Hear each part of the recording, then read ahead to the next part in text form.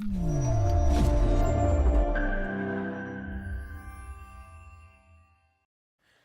it's Haley with STRADA.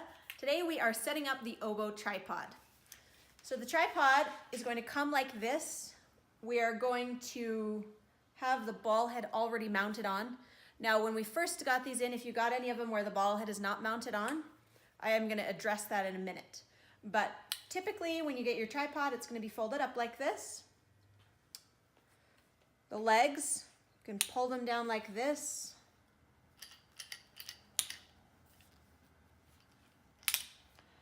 And just a quick note here, if you want to actually fold it back up like this, whenever you want to fold these legs, when they're locked out, you can't just pull. You have to kind of push in and then release, and then it goes. So if you find you're having a hard time with the legs, try and push it in a little bit before you release it. See, okay, so I say, okay, so I have to push it in like that. There we go.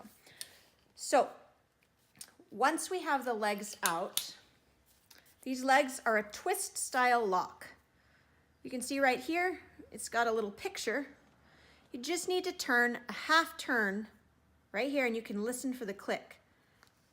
And then it releases and then you tighten it. Half turn, listen for the click, releases, tighten it.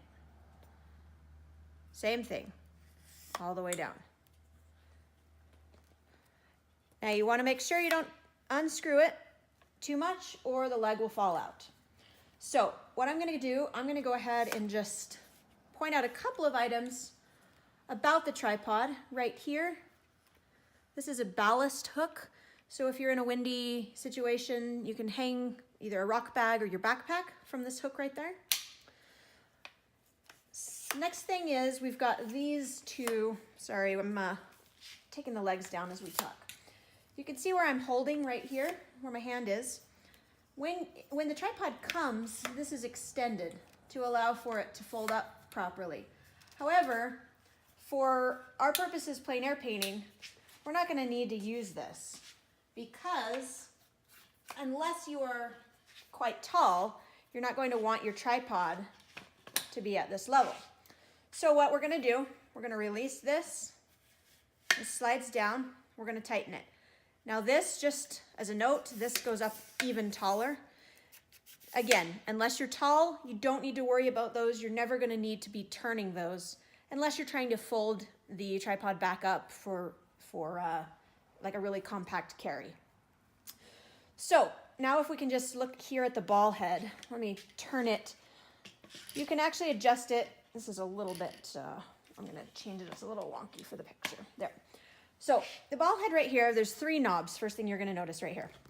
This knob right here, it controls this little angle thing here. So this is not necessary. See, you can see it just moves it like this. That's if you're doing like camera panning. With your STRADA, you're not going to need to worry about this at all. Just keep it nice and tight. You don't need to worry about it. This one right here, this is the ball head release. Just like a ball and socket joint, this is the one you're going to use all the time. So the thing about this, and we're going to talk a little bit more about this too. Say you get your ball head where you like it, you lock it, twist it like that. Now I'm going to show you again with the box on top, but sometimes there's a tendency or temptation to, you've got your ball head set and you think your box is maybe a little bit off and you just, again, imagine you've got your box on, you just tilt it a little bit, something like that. That can release the ball head. There's a tension where you want to just release with the knob and then set. Release with the knob and then set. So this right here is a quick release plate. It's just an unscrew. It's nice and tight right there. Oh, there we go. It's because I was going the wrong way. Okay, so what you're going to want to do is twist backwards as you're trying to open it, twist forwards as you're trying to close it. Now I recommend just kind of getting a feel for it before you screw this into your box. Just kind of how this works, right? Pop it in, and we screw it towards you like that. Then when you want to release it, you go like that, slide it out. Okay, this packet right here comes with your kit, and it has 3 Allen wrenches inside of it. We're going to talk about these a little bit later. So the smallest of these Allen wrenches will fit right underneath the ball head. So if your ball head came attached like this one, if you ever need to remove it, the way you remove it is you're going to loosen this with the Allen wrench and then unscrew the ball head. If your ball head did not come attached and you want to lock it on, simply screw it on and then take the Allen wrench, tighten it up to lock it so it doesn't turn.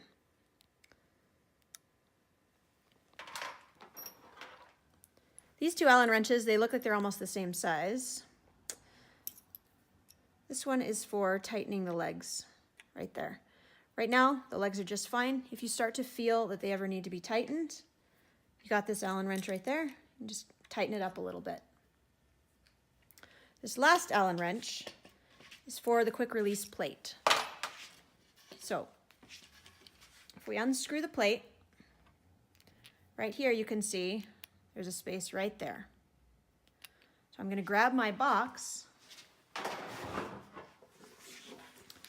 I'm going to screw it in. Got our little handle there.